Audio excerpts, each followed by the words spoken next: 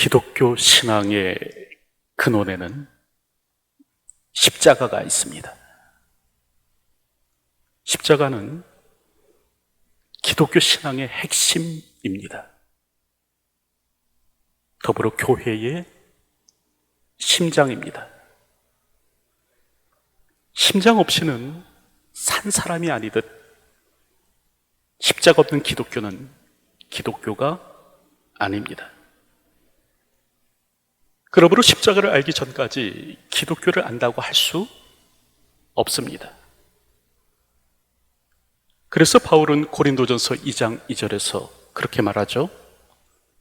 내가 너희 중에서 예수 그리스도와 그가 십자가에 못 박히신 것 외에는 아무것도 알지 아니하기로 작정하였습니다. 이 바울은 십자가만을 알겠다라고 한 겁니다. 십자가 외에는 다른 것을 배설물로 여깁니다. 이 십자가 외에는 다 서론에 불과하다라는 거죠. 십자가만이 본질이다. 십자가만이 핵심이다. 그런 말을 합니다. 여러분, 십자가로만 인간의 죄를 설명할 수 있고요. 십자가만이 인간의 구원을 말할 수 있습니다. 그리고 이 십자가만이 하나님의 사랑을 드러냅니다. 그 어떤 미사여구를 쓴다고 할지라도 이 십자가를 능가하는 이 하나님의 사랑의 표현은 존재하지 않는다라는 것이죠. 그래서 초대교회 성도들은 십자가를 붙들고 살았습니다. 그럴 때 당시 교부였던 터툴리아는 그런 글을 남기죠. 우리들은 발걸음을 앞으로 옮길 때마다, 들어가거나 나갈 때마다, 옷을 입고 신발을 신을 때마다, 목욕을 하거나 식탁 위에 앉을 때마다, 등잔을 켤 때나 침상에서나 좌석에서나 매일의 일상 가운데서 이마에 십자가를 그렸다. 저들은 지독히도 어려운 시간을 보냈지만 십자가를 그리며 견뎠습니다. 이 고난의 한복판을 통과해야 하지만 십자가를 붙들며 인내했습니다. 십자가 없이는 바른 신앙생활을 할 수 없습니다. 이 신앙생활이란 이 십자가에서 죽으신 예수님을 믿는 믿음 안에서 사는 것이기 때문입니다. 그래서 갈라디아서 2장 20절을 보면 그렇게 말씀하죠. 내가 그리스도와 함께 십자가에 못 박혔나니 그런즉 이제는 내가 사는 것이 아니요 오직 내 안에 그리스도께서 사시는 것이라. 이제 내가 육체 가운데 사는 것은 나를 사랑하사 나를 위하여 자기 자신을 버리신 하나님의 아들을 믿는 믿음 안에서 사는 것이라. 신앙생활이란 십자가의 주님만을 바라보는 겁니다. 십자가의 주님만을 기억하는 것입니다. 다시 말하면 십자가를 중심에 두고 사는 것이죠. 우리가 거룩해지는 힘은 십자가에서 나옵니다.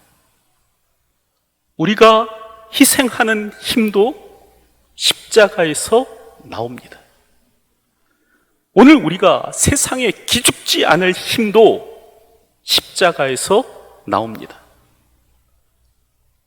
십자가에서 멀어지면 죄를 죄로 여기지 않게 됩니다. 십자가에서 멀어지면 희생과 섬김을 두려워하는 거예요. 십자가에서 멀어지면 세상을 부러워하며 살게 됩니다. 세상에서 이리 치이고 저리 치이고 가난하다, 덜 배웠다, 천대를 받고 마치 유통기한이 다 지난 통조림처럼 쓸모없는 것 취급을 받을지라도 이 십자가에서 보여주신 하나님의 뜨거운 사랑을 알기에 우리는 힘을 낼 수 있는 겁니다. 그러기에 십자가는 우리의 능력입니다. 그럴 때 오늘 본문을 보면 바울은 이 십자가에 대해서 편지하는 것입니다. 특별히 에베소 교회를 향해서 이 예수님의 십자가를 통해서 일어난 일에 대해서 설명하는데, 그때 바울은 크게 두 가지로 얘기합니다. 첫째는 신분의 변화다라는 겁니다. 이 십자가로 말미암아 우리의 신분의 변화가 일어났다라는 것입니다. 그래서 11절과 12절을 보면 그렇게 말씀하죠. 그때 육체로는 이방인이요 손으로 육체에 행한 할례를 받는 무리라 칭하는 자들로부터 할례를 받지 않은 무리라 칭함을 받는 자들이라. 그때 너희는 그리스도 밖에 있었고 이스라엘 나라의 밖에 사람이라. 약속의 언약들에 대하여는 외인이요 세상에서 소망이 없고 하나님도 없는 자이더니. 여기서 그때란 이 불순종의 아들로 살던 때를 말합니다. 이 본질상 진노의 자녀로 살던 때를 가리킵니다. 바로 그때 첫째로요, 저들은 이방인이었다라는 겁니다. 육체로는 이방인이요. 당시 유대인은 사람을 둘로 구분했죠. 유대인과 이방인으로 나누었습니다. 그리고 유대인을 제외한 모든 사람은 지옥의 땔감으로 여겼습니다. 둘째로 저들은 무할례자였다라고 그렇게 말을 합니다. 할례를 받지 않은 무리라 칭함을 받는 자들이라. 여기서 할례는 선민으로서의 증표를 말합니다. 하나님께로부터 선택받았다라는 표식이죠. 그럴 때 무할례자라는 말은 하나님께 선택받지 못한 자였다라는 뜻입니다. 셋째는 언약 밖의 사람이었다라는 겁니다. 약속의 언약들에 대하여는 외인이요. 여러분, 우리 하나님은 약속의 하나님이시죠? 하나님께서는 당신의 백성을 향해 나는 너희의 하나님이 되고 너희는 나의 백성이 되리라 말씀하셨습니다. 그럴 때 이 약속과는 아무 상관없는 사람이 되었다라는 것이죠. 넷째는 소망 없는 자였다라는 겁니다. 세상에서 소망이 없고 이 하나님의 선택과 하나님의 약속에서 배제되어 있기 때문에 이제는 이들에게는 아무 소망이 없었던 겁니다. 영원한 진노만이 저들을 기다릴 뿐이었죠. 다섯째는 하나님 없는 자였습니다.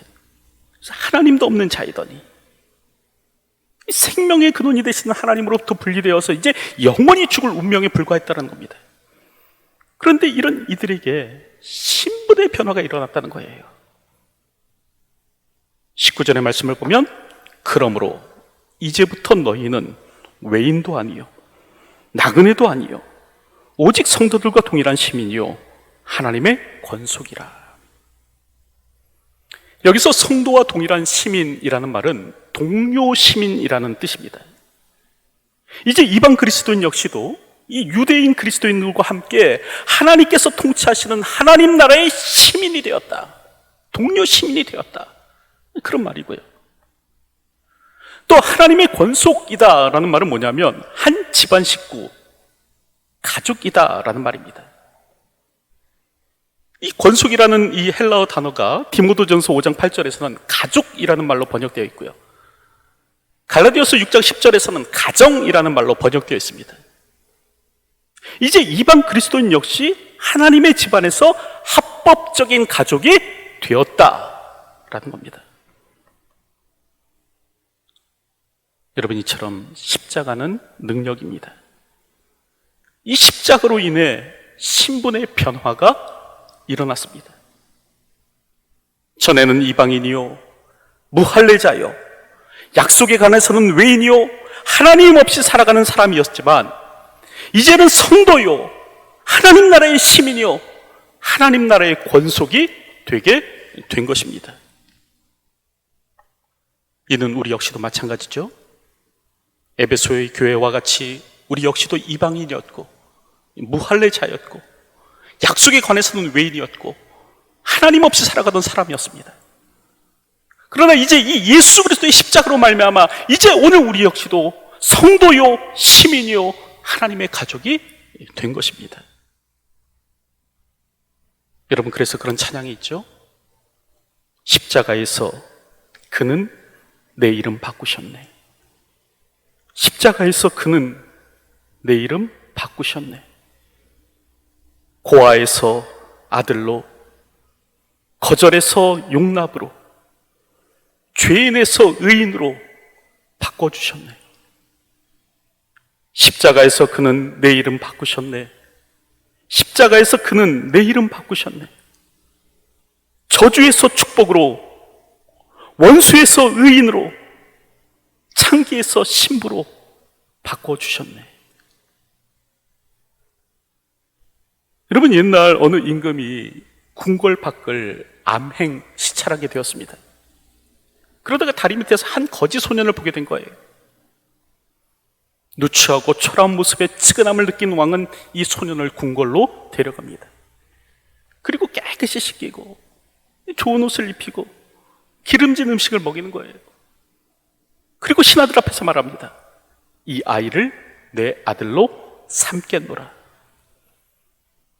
여러분, 이는 전형적인 한 동화의 패턴인데, 여러분, 그런데 이런 동화 같은 얘기가 오늘 우리의 삶 가운데서 일어났습니다. 바로 이 십자가로 말미암아 하나님과 내가 가족 되는 일이 생겼다라는 것이죠. 오늘도 이 십자가의 은혜를 기억하시는 분이 되시기 바랍니다. 오늘도 이 십자가의 은혜만을 붙들고 사시는 분들이 되시기 바랍니다. 둘째로, 이 십자가는 여러분 관계의 회복을 이루어냅니다. 다시 말하면 사람과의 적대적인 관계, 또 하나님과의 원수던 관계가 이 십자가로 말미암아 회복되었다라는 거죠. 그래서 14절을 보면 그는 우리의 화평이신지라 둘로 하나를 만드사 원수된 것 곧 중간에 막힌 담을 자기 육체로 허시고 라고 말씀합니다. 더불어 16절을 보면 또 십자가로 이 둘을 한 몸으로 하나님과 화목하게 하려 하심이라. 원수된 것을 십자가로 소멸하시고. 여러분, 여기서 둘은 유대인과 이방인을 가리킵니다. 그럴 때 먼저 예수께서는 이 유대인과 이방인의 깨어진 관계를 회복시키셨다는 거예요. 당시 유대인들은 아침이면 3가지 감사 기도를 드렸다고 합니다. 첫째는 여자가 아닌 남자로 태어나게 하신 것을 감사합니다. 둘째는 종이 아닌 자유인으로 태어나게 하신 것을 감사합니다. 셋째는 이방인이 아닌 유대인으로 태어나게 하신 것을 감사합니다. 더불어서 주 70년이 되면 이 로마 제국에 의해서 예루살렘 성전이 파괴됩니다. 그리고 이제 많은 유대인이 노예로 끌려가게 되는데, 이때 이제 유대인들은 이방인들에 대해서 치를 떠는 거예요. 그리고 이후부터 랍비들은 이방인들은 절대 구원을 받지 못한다라고 가르쳤습니다. 심지어 유대교로 개종을 위해서 할례를 받은 이방인들조차 기껏해야 유대인들의 종노릇하게 될 것이다, 그렇게 말했습니다. 이런 반목이 있었고, 또 반대로 유대인들은요, 이방인들은요, 유대인들을 매우 경시하였습니다. 아주 우습게 생각했습니다. 특별히 이 유대인들의 이 할례 받은 모습을 굉장히 비웃었는데요. 여러분, 당시 체전은 옷을 벗고 운동 경기를 하였죠. 그럴 때 사람들은 그 유대인들의 그 할례 받은 모습을 보고 막 조롱한 겁니다. 그러다 보니까 이제 몇몇 유대인들은 그 할례를 보고 나는 수술까지도 다시 했더라라는 거죠. 여러분, 이처럼 유대인과 이방인 사이에는 이 건너지 못할 아주 강한 적대감과 반목이 있었습니다. 그럴 때 이걸 예수님께서 자기 육체로 하셨다는 거예요. 둘 사이에 있는 막힌담을 예수께서 하셨다는 거죠. 그래서 이 둘을 하나 되게 하셨습니다. 더불어 예수님께서는 하나님과도 하나 되게 하셨습니다. 이 하나님과의 원수된 관계를 회복시키셨다라는 거죠. 그래서 16절을 보면 원수된 것을 십자가로 소멸하시고 라고 말씀합니다. 여러분, 죄는 오늘 우리로 하나님과 원수되게 합니다. 그래서 로마서 8장 7절 말씀을 보면 육신의 생각은 하나님과 원수가 되다니 라고 말씀합니다. 죄를 짓는 순간 인간은 하나님과 원수됩니다. 그리고 이 하나님과 원수된 사람에게는 하나님의 진노가 임하는 것이죠. 여러분, 그럴 때 예수님께서는 이 하나님과의 원수된 것을 소멸하셨다라는 겁니다. 이 십자가로 말미암아 하나님과 우리 사이를 화목해 하셨다라는 거죠. 그래서 로마서 5장 10절의 말씀을 보면 곧 우리가 원수 되었을 때 그의 아들의 죽으심으로 말미암아 하나님과 화목하게 되었은즉이라고 말씀합니다. 바로 이 십자가로 말미암아 하나님과 원수된 우리가 화목하게 되었다라는 거죠. 여러분, 이처럼 십자가는 하나님의 능력이고 하나님의 권세입니다. 그럴 때 바울은 이 십자가에 대해서 설명하는 거예요. 이 십자가에서 우리의 신분이 바뀌었으며 이 십자가에서 하나님과 사람과의 관계가 화목하게 되었다라고 그렇게 말하는 겁니다. 그럴 때 바울은 첫째로 과거의 신분을 생각하라라고 권면합니다. 오늘 보면 11절을 보면 그러므로 생각하라. 너희는 그때 육체로는 이방인이요 손으로 육체에 행한 할례를 받는 무리라 칭하는 자들로부터 할례를 받지 않는 무리라 칭함을 받는 자들이라 라고 말씀합니다. 여기서 생각하라라는 말은 기억하라라는 그런 말이죠. 그럴 때 성경은 하나님의 백성인 우리에게 기억할 것을 말씀하십니다. 특별히 신명기 5장 15절을 보면 너는 기억하라. 내가 애굽 땅에서 종이 되었더니 네 하나님 여호와가 강한 손과 편팔로 거기서 너를 인도하여 내었나니 라고 말씀합니다. 여러분, 이처럼 하나님께서는 기억하라 말씀하고 계시고요. 더불어 신명기 15장 15절을 보면 너는 애굽 땅에서 종되었던과 내 하나님 여호와께서 너를 속량하셨음을 기억하라 라고 하십니다. 더불어 출애굽기 13장 3절의 말씀을 보면 모세가 백성에게 이르되 너희는 애굽 곧 종되었던 집에서 나온 그날을 기념하여 라고 합니다. 여러분, 여기서 기념하다라는 말은 기억하여 지키다라는 그런 말이죠. 또 역대상 16장 12절의 말씀을 보면 그의 종 이스라엘의 후손 곧 택하신 야곱의 자손 너희는 그의 행하신 기사와 그의 이적과 그 입의 법도를 기억할지어다 라고 말씀합니다. 여러분, 이처럼 성경은 오늘 우리들에게 기억할 것을 말씀하시는 거예요. 여러분, 기억은 인간 생존의 필수 요소입니다. 사람은 기억하지 못하면 도태됩니다. 맹수가 숨어 있는 곳을 기억하지 못하거나 밀과 옥수수가 자라는 곳을 기억하지 못하면 여러분, 그 사람은 살아남을 수가 없는 거예요. 근데 이는 영적으로도 동일합니다. 기억하는 자가 살아남습니다.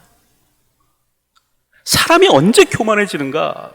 바로 과거를 기억치 못할 때예요. 사람이 언제 방자히 행하게 되는가?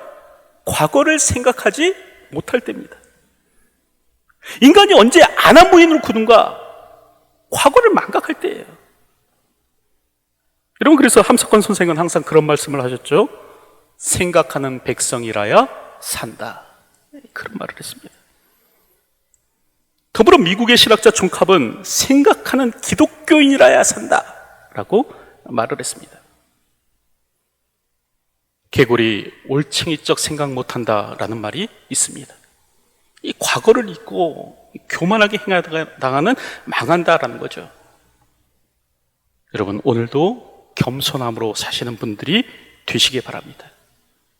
그리고 이를 위해서 과거를 기억해야 됩니다.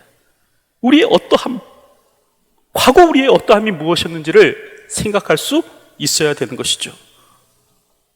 오늘도 과거 우리의 신분의 어떠함을 기억함으로 더욱더 영적으로 낮아지고 겸손한 모습으로 이 땅을 살아가는 저희가 되었으면 합니다.